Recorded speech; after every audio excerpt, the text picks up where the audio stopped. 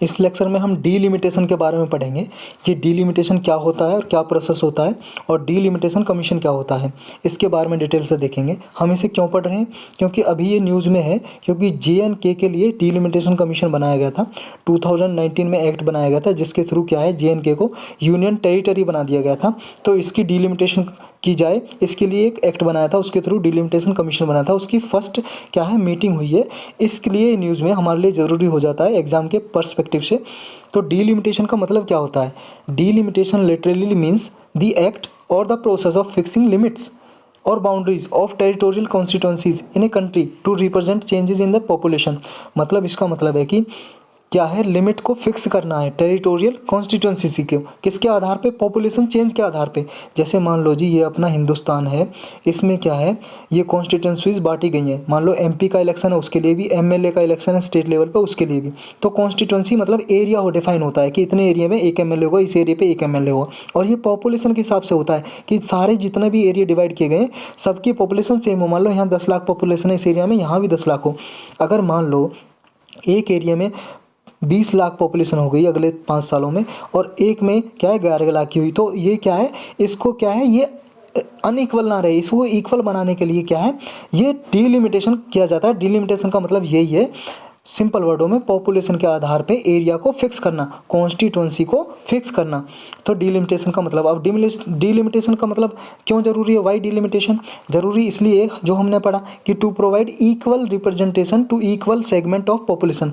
हर population को equal representation देना। मान लो यहाँ पे जैसे 10 लाख पॉपुलेशन हो गई, तो यहाँ पे इस एरिया में क्या है, एक MP होगा, और यहाँ पे 20 लाख पॉपुलेशन हो गई अब 5 सालों में, तो एक MP होगा 20 लाख पॉपुलेशन को रिप्रेजेंट करेगा। और यहाँ पे 11 लाख है, तो ये एक MP 11 लाख को, तो ये अनइक्वल हो गया ना। इसको इक्वल बनाने के लिए क्या करते हैं, कॉन्स्टिट्यूंसी को फिर डिलिमिट करते हैं। यहाँ की पॉपुलेशन इस, मान लो इतना एरिया, कुछ एरिया को इस एरिया में मिला देते हैं ताकि पॉपुलेशन इक्वल हो जाए। यहाँ पे मान लो 13 लाख, यहाँ पे भी 13 लाख जैसे हो जाए, यहाँ 14 लाख ऐसे हो जाए, या 15 लाख सेम हो जाए। तो ये करने के लिए डीलिमिटेशन कमीशन बैठाया जाता है इसके लिए।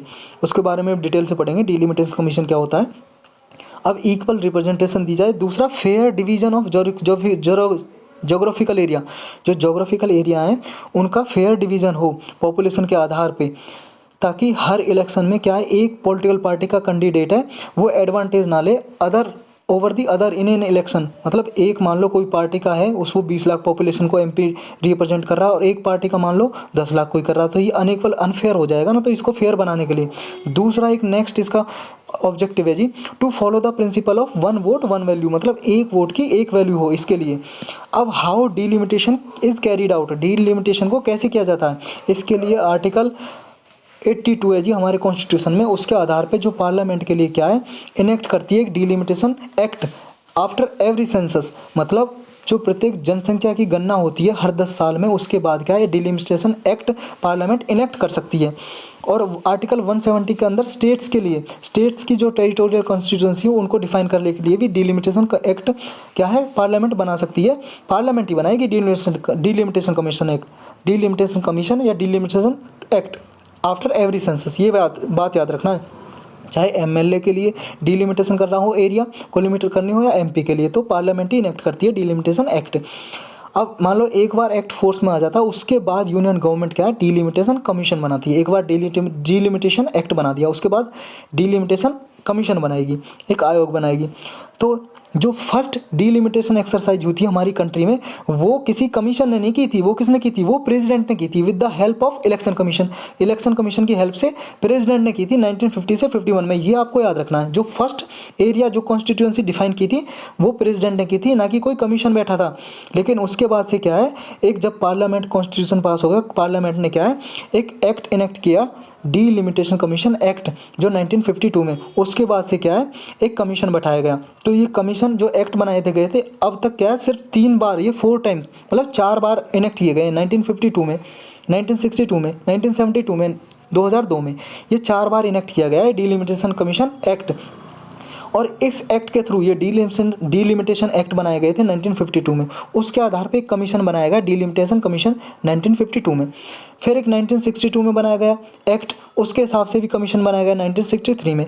1972 में फिर एक्ट बनाया गया, फिर 1973 में कमीशन बैठाया गया। इसी तरह 2002 में एक्ट बना के डीलिमिटेशन कमीशन बनाया गया। अब क्या है कि कोई 1982 की जब सेंसस हुई थी और 1991 की, उसके बाद कोई डीलिमिटेशन नहीं कही गई, मतलब कोई भी टेरिटोरियल कंस्टिट्यूंसी नहीं बांटी गई। अब ये डीलिमिटेशन कमीशन होता क्या है, इसके बारे में थोड़ा पढ़ लेते हैं। डीलिमिटेशन कमीशन को अपॉइंट करता है कौन? President of India. प्रेसिडेंट, राष्ट्रपति खुद डीलिमिटेशन कमीशन को अपॉइंट करते हैं, इसके मेंबर को। And works in collaboration with the election commission of India. जो डीलिमिटेशन कमीशन है वो इलेक्शन कमीशन ऑफ इंडिया के साथ मिलकर काम करता है, जो टेरिटोरियल कॉन्स्टिट्यूंसी को डिफाइन करता है ना, कि इतनी पॉपुलेशन इस एरिया में है तो सब सारे एरिया में पॉपुलेशन बराबर होनी चाहिए। तो ये इसके साथ इलेक्शन कमीशन ऑफ इंडिया के साथ मिलकर काम करता है। इसकी कंपोजिशन क्या होती है जी? कंपोजिशन देख लेते हैं। कंपोजिशन का मतलब डीलिमिटेशन कमीशन में कौन कौन से मेंबर होते हैं? इसमें 3 मेंबर होते हैं जी। एक तो रिटायर्ड या सर्विंग, रिटायर हो गया हो या अभी सर्व कर रहा हो, सुप्रीम कोर्ट के जज, वो होते हैं एज ए चेयरपर्सन। ये डीलिमिटेशन कमीशन होता है उसके चेयरपर्सन यानी कि अध्यक्ष की तरह काम करते हैं। दूसरे मेंबर होते हैं जिसके चीफ इलेक्शन कमिश्नर, या तो चीफ इलेक्शन कमिश्नर होंगे इंडिया के, या फिर election commissioner nominated by chief election commissioner. मतलब चीफ इलेक्शन कमिश्नर नहीं आना चाहते, वो अपनी जगह पे कोई चीफ इलेक्शन कमिश्नर को नॉमिनेट कर देंगे, नामांकित कर देंगे कि आप जाके मेंबर बनो डीलिमिटेशन कमीशन के। तीसरे होते हैं जी state election commission as a ex officio member. Ex officio member का होता है जी, मतलब कि जो भी उस टाइम पे स्टेट के इलेक्शन कमीशन होंगे, स्टेट के इलेक्शन कमिश्नर होंगे, वो क्या है as a ex officio member, मतलब डीलिमिटेशन कमीशन के मेंबर भी रहेंगे। मतलब कि जो उस टाइम पे स्टेट इलेक्शन कमिश्नर हैं, जैसे राष्ट्रपति होते हैं जी, वाइस प्रेसिडेंट, उपराष्ट्रपति, उनके लिए यूज किया जाता है ना vice president, vice president. Act as a ex officio member, act as an ex officio member of Rajya Sabha, मतलब ex officio chairman of Rajya Sabha, मतलब राज्यसभा के एक्स ऑफिशियो चेयरमैन की तरह काम करेंगे वाइस प्रेसिडेंट। उनके लिए भी ये वर्ड यूज होता है ना, इसका मतलब होता है जिस टाइम पे जो वाइस प्रेसिडेंट है वो, और इस टाइम पे जो स्टेट इलेक्शन कमिश्नर हैं स्टेट में, वो सारे इसके मेंबर होंगे जी, सारे स्टेट के इलेक्शन कमिश्नर। ये आपको बात याद रखनी है। अब इसके फंक्शन क्या होते हैं? फंक्शन ऑलरेडी हम पढ़ ही चुके हैं। डीलिमिटेशन कमीशन क्या होते हैं? एक तो बाउंड्रीज डिफाइन करना, और एक बात याद कर रखनी है, डीलिमिटेशन कमीशन होता है, इसको बाउंड्री कमीशन भी बोला जाता है, बाउंड्री कमीशन। अब इसके काम क्या होते हैं जी? एक तो डिटरमाइन करना number boundaries of constituencies to make population of all constituencies nearly equal, मतलब वही सबकी पॉपुलेशन इक्वल बनाना है, बाउंड्री डिफाइन करना है। नेक्स्ट क्या है? To identify seats reserve for SC and ST category whereas the population is relatively large. जहाँ पे पॉपुलेशन SC ST कैटेगरी की, शेड्यूल कास्ट और शेड्यूल ट्राइब की पॉपुलेशन ज़्यादा है, वहाँ पे भी डिफाइन करता है, आइडेंटिफाई करते हैं कि यहाँ पे इनके लिए रिजर्व रहनी चाहिए सीट, क्योंकि उनके लिए क्या सीट रिजर्व होती है ना इलेक्शन लड़ने के लिए। In case of differences of opinion among members of commission, the opinion of majority prevails। मतलब मान लो ये डीलिमिटेशन कमीशन कोई डिसीजन ले रहा है, इसके जितने भी मेंबर हैं, अगर मान लो उनके बीच में क्या है कंसेंसस, सहमति नहीं हो पा रही है, तो फिर वोटिंग होती है उस डिसीजन पे। वोटिंग में जिसकी मेजोरिटी ज़्यादा होती है तो फिर वो डिसीजन अप्लाई करना है नहीं करना उसके बेस पे होता है। अगर मान लो येस के पक्ष में ज़्यादा वोट आई तो डिसीजन लागू हो जाएगा, इम्प्लीमेंट हो जाएगा, नहीं तो नहीं। डीलिमिटेशन कमीशन इंडिया में होता है, एक हाई पावर्ड बॉडी है, इसको किसी भी कोर्ट में चैलेंज नहीं किया जा सकता, ये याद रखना। Can not be called in question before any court. किसी कोर्ट क्या है, इसके जो डिसीजन है डीलिमिटेशन कमीशन का डिसीजन है, उसको जुडिशियल रिव्यू नहीं कर सकती है कोर्ट में किसी में भी, ये आपको याद रखना। Can not be called in question before any court या can not be called in judicial review before any court, ये याद रखना आपको। अब इसकी करंट पोजीशन क्या है डीलिमिटेशन की? यही है जी 2009 में 2009 में क्या होता, जो 543 पार्लियामेंट्री कॉन्स्टिट्यूंसी है उनको 499 कॉन्स्टिट्यूंसी को नियरली डीलिमिट किया था, और ये अफेक्ट करता है नेशनल कैपिटल रीजन दिल्ली को, पुदुचेरी को और ऑल स्टेट्स को एक्सेप्ट जम्मू कश्मीर, अरुणाचल प्रदेश, असम, झारखंड, मणिपुर, नागालैंड। मतलब इनकी कॉन्स्टिट्यूंसी की डीलिमिट नहीं किया था, लेकिन इनको डीलिमिट किया था सारी 499 क्या है 499 जो MP की सीट है उनके एरिया आ जाए उनको डीलिमिट किया था। अब ये तो इम्पोर्टेंट नहीं है, बात ये है प्रॉब्लम क्या है जी डिलिमिटेशन से। प्रॉब्लम ये है जी जो सदर्न स्टेट्स हैं उन्हें क्या फैमिली प्लानिंग की हुई है, वो अपनी पॉपुलेशन को रोकते हैं बढ़ने से, प्रमोट करते हैं कि आप 2 बच्चे मतलब बच्चे 2 ही अच्छे का नारा वो फॉलो करते हैं। लेकिन यहाँ पे सिर्फ कहा जाता है साउथ इंडिया में, जैसे आप यूपी में देख सकते हो पॉपुलेशन बहुत ज़्यादा है, तो इसके बेस पे क्या है जिनकी पॉपुलेशन ज़्यादा वो ज़्यादा सीट ले लेते हैं ना पार्लियामेंट में या स्टेट लेजिस्लेटिव असेंबली में, मेन बात है पार्लियामेंट की, पार्लियामेंट में ज़्यादा सीट ले लेते हैं तो इनको, जिनकी पॉपुलेशन कम है उनको कम मिलती है, तो ये इशू अराइज होता है जी भाई साहब, ये पॉपुलेशन के बेस पे गलत है। दूसरा, डीलिमिटेशन 2008 में हुई थी 2001 के सेंसस के हिसाब से, उसके बाद से लेकिन इसमें ना जो 1971 की सेंसस थी, पॉपुलेशन थी, उसके हिसाब से क्या है डिफाइन की गई थी असेंबली में सीट, जो सीट डिफाइन की गई थी 1971 की जो जनसंख्या की गणना हुई थी उसके बेस पे डिफाइन हुई थी। लेकिन डीलिमिटेशन 2008 में क्या था, 2001 की सेंसस के हिसाब से, मतलब सीट तो सेम रही, जितनी पहले 200 सीट थी 200 की गई, बस उनको क्या है पॉपुलेशन इक्वल कर दिया कि यहाँ पे 10 लाख है, यहाँ पे 5 लाख है, दोनों को इक्वल बना देना, इसका एरिया बढ़ा दिया कि पॉपुलेशन दोनों में इक्वल रहे। लेकिन जो सीट थी वो 1971 के हिसाब से ही थी।